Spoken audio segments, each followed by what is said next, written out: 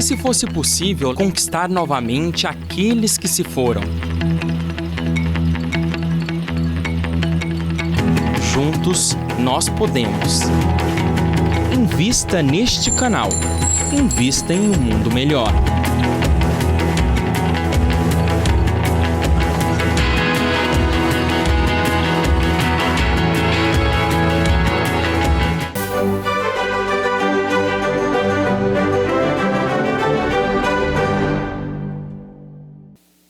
Passado o Segundo Império Francês, a França ingressa numa nova república, a Terceira República Francesa, que durou até 1940, quando ocorreu a invasão nazista naquele país.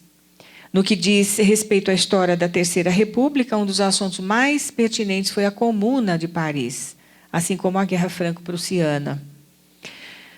Como eu já disse anteriormente, Leon Denis sempre teve por preocupação os destinos humanos, não encontrando respostas na religião católica, nem nas filosofias que ele lia sofregamente na Biblioteca Pública de Tours.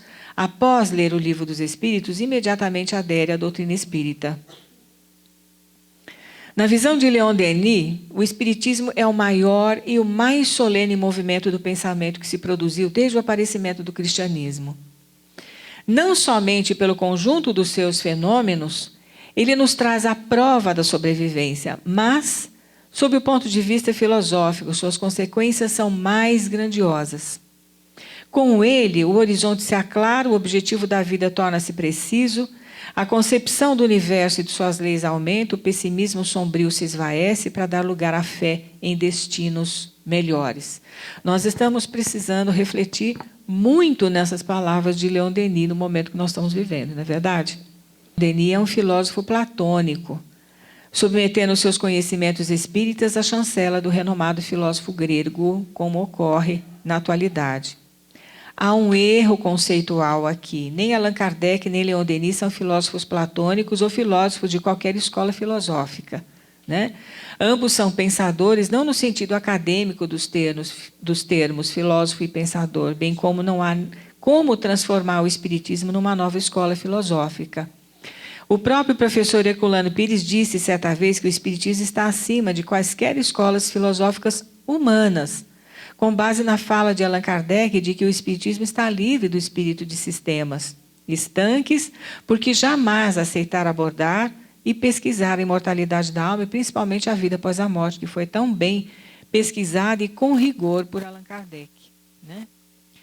Sequer considerado, se não absolutamente ignorado nas universidades do Brasil e do exterior, portanto não possui nenhum embasamento para críticas ou inserções do espiritismo em suas escolas filosóficas ou em qualquer outra abordagem acadêmica. Leon Denis, bem como Allan Kardec, são muito mais do que filósofos. Eles vão muito além desse conceito, né? Ambos fazem a escrita transcendente ao escrito filosófico, que se baseia em argumentações, silogismos, em lógica. Leon Denis faz a prosa poética numa linguagem envolvente, numa lógica sensível. Devemos lembrar que mesmo Platão e muitos outros filósofos, principalmente os existencialistas ateus, né, que não estão mais aqui na Terra, serviram como precursores, não estes, os primeiros, serviram como precursores do cristianismo e até do espiritismo.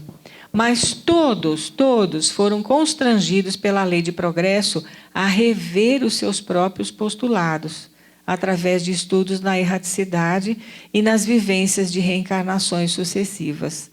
Portanto, o espiritismo está muito acima das escolas filosóficas humanas, que, muito embora tenham o seu papel aqui na Terra, e muito importante, nós não podemos basear o espiritismo nas escolas de filosofia humanas, que sofrem as suas alterações e modificações. Eu vou ler aqui um trecho muito interessante de um livro chamado Ressurreição e Vida. Todos conhecem? Foi psicografado por Ivone Pereira, pelo espírito Leon Tolstói. Veja o que esse espírito diz acerca da filosofia no mundo espiritual, ou na erraticidade, como quer o termo de Kardec. Estuda-se muito no mundo psíquico. Realizamos aqui cursos, por vezes, seculares. Eu me lembro de uma pessoa que uma vez fez matrícula no nosso grupo de estudos, ou queria fazer matrícula, e ela nos mandou um e-mail querendo saber a duração, né? Então eu disse para ela, olha, não tem duração, né? Ah, então eu não posso fazer porque eu tenho meu tempo muito limitado. Então eu fico pensando aqui, se ela soubesse que lá no mundo espiritual ela vai ter que fazer um curso que vai durar séculos, até eu tenho que me preparar. Então, veja só, estuda-se muito no mundo psíquico. Realizamos aqui cursos, por vezes, seculares.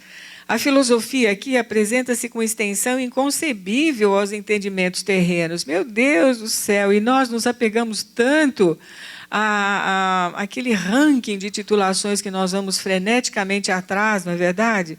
Nos titulando, está certo, é muito importante a titulação para o exercício das profissões, inclusive, mas não categoriza a pessoa, não dá, vamos dizer assim, uma chancela absoluta de conhecimento, porque nós estamos ainda na formação desse conhecimento, né? Então, nós entendemos aqui que, no caso, a filosofia espírita também, muito embora ela seja perene, nos seus princípios que são eternos e imutáveis, Deus, Espírito, Matéria, mas a amplitude de conhecimento desses princípios vai se ampliando cada vez mais, e sempre, né? Então, nós não podemos restringir o conhecimento dentro de paredes de uma universidade, muito embora as universidades sejam absolutamente necessárias para a educação.